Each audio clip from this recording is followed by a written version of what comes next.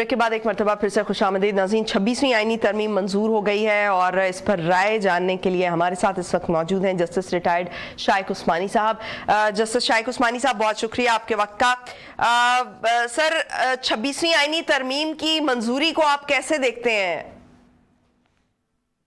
जिस तरह से ये मंजूरी हुई है वो तो हम सबके सामने है, और जो बातचीत कभी मौलाना फजल रहमान के साथ ये मिल रहे हैं, कभी वो मिल रहे हैं, बहरहाल जो आखिर में हुआ ये कि एक ऐसा मसला एक्सेप्ट हो गया, सब ने एक्सेप्ट कर लिया, पीटीआई ने भी एक्सेप्ट कर लिया, मौलाना फजल रहमान ने भी एक्सेप्ट कर लिया, पीएमएल ने भी एक्सेप्ट कर लिया, और वो मसला फिर फाइनली 2/3 मेजॉरिटी से अप्रूव हो गया। और जो उसके खिलाफ थे जो लोग, वो उसके अंदर मौजूद थे असेंबली में, शुरू में उन्होंने उसके खिलाफ वोट भी दिया, वॉकआउट बात भी यकीन कर दिया। अब वो अपनी जगह, वो तो सियासी चीज़ें हैं, उसकी कोई बात नहीं।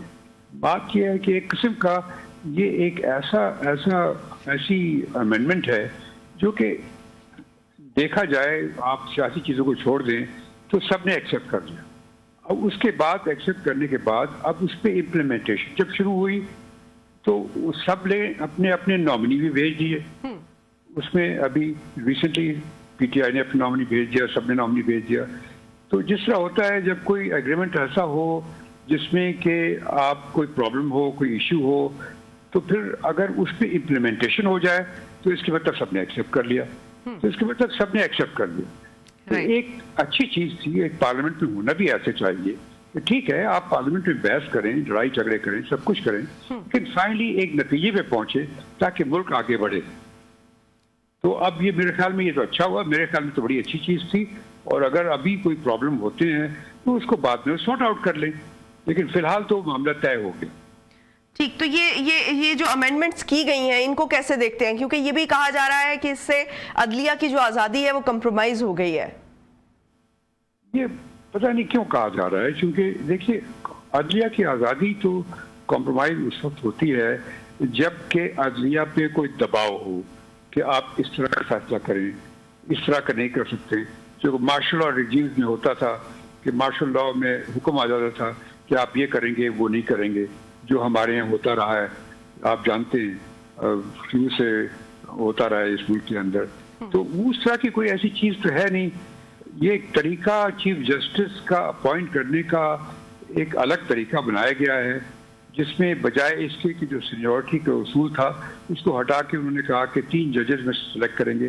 गलत या सही ये तो बाद में पता चलेगा, लेकिन ये एक सिस्टम आया है, उसके लिहाज से अपॉइंटमेंट हो जाएगा और सुप्रीम कोर्ट के जज कोई चीफ जस्टिस बन जाएगा। फर्क क्या पड़ता है, ये बने वो बने। लेकिन यहाँ पर बदकिस्मती से ये हो गया था पिछले चंद दिनों में, 2-3 साल में, कि जो सियासी जो तनाव था उसमें ये हो गया कि ये जज हमारा है, वो जज तुम्हारा है। ये बड़ी गलत चीज़ है, ये होनी नहीं चाहिए थी, ये नहीं होनी चाहिए। ठीक है, तो ये जो सो मोटो के इख्तियारात ले लिए गए और जो पावर्स हैं वो एग्जीक्यूटिव को दे दी गई, क्या आप नहीं समझते कि इससे जो अदलिया का एज एन इंस्टीट्यूशन है उस पर कुछ असरात होंगे? क्योंकि कहीं ना कहीं जो जजेस अपॉइंट होंगे तो ऐसा ये कहा जा रहा है कि अगर सारे इख्तियारात आप हुकूमत को दे देंगे तो कहीं ना कहीं जो फैसले हैं वो भी ऐसे ही आएंगे कि आप हुकूमत को खुश कर रहे होंगे। नहीं, हुकूमत को कहाँ फैसला तो अभी भी जुडिशरी ने करना है। अब जो चाहे एक चीफ जस्टिस हो, वो 3 कमेटी मेंबर्स ने इलेक्ट किया हो या सीनियरिटी से बना हो, लेकिन करना तो सुप्रीम कोर्ट ने ही करना फैसला।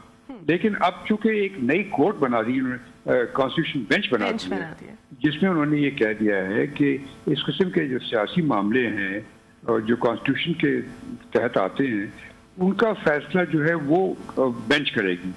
ये एक नया प्रिंसिपल डाला गया है जिसके मुताबिक बातें हो रही थी बहुत अरसे से, और मेरे ख्याल में सही भी है, क्योंकि हम ये देख रहे थे पिछले 3-4 साल से कि हमारे सियासतदान जो हैं आपस में लड़ते झगड़ते रहते हैं, और जब लड़ते झगड़ते हैं तो सीधा सुप्रीम कोर्ट के पास भागते हैं और सुप्रीम कोर्ट से फैसला लेकर के फिर शुरू हो जाते हैं। तो ये सब चीज़ें रोकने के लिए ये किया गया है। ये तो मेरे ख्याल में अच्छी बात है, क्योंकि हमें ये चाहिए, हमारे जो लोग, हमारे प्रॉब्लम्स हैं मुल्क में, आप देखिए 20-20 साल तक केसेस चलते हैं, लोगों के इतने बड़े बड़े इश्यूज हैं, कमर्शियल डिस्प्यूट्स होते हैं। हमारी फर्म जो है वो कमर्शियल काम करती है, इतने डिस्प्यूट्स होते हैं, 10-10 साल चलते हैं, फॉरेनर्स उसमें इन्वॉल्व होते हैं। वो कहते हैं आपका मुल्क कैसा है, जहाँ के केस 10 साल में भी फैसला नहीं होता।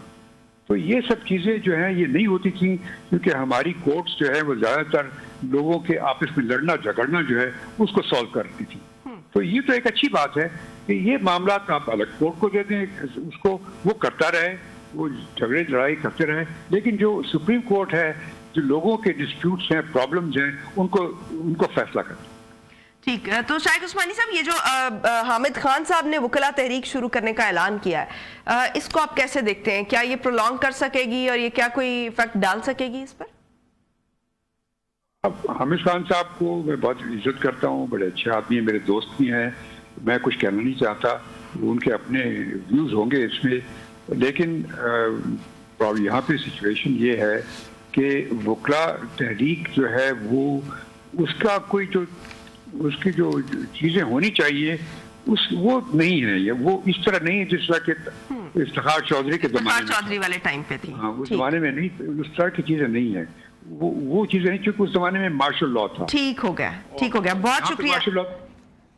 ठीक है सर, वक्त खत्म हो गया है, माजरत के साथ। बहुत शुक्रिया आपका जस्टिस शाइख उस्मानी साहब। नाज़रीन, आज के लिए इतना ही, कल होगी आपसे दोबारा मुलाकात। मुझे दीजिए इजाज़त, पाकिस्तान की हमेशा पाइंदगी की दुआ के साथ।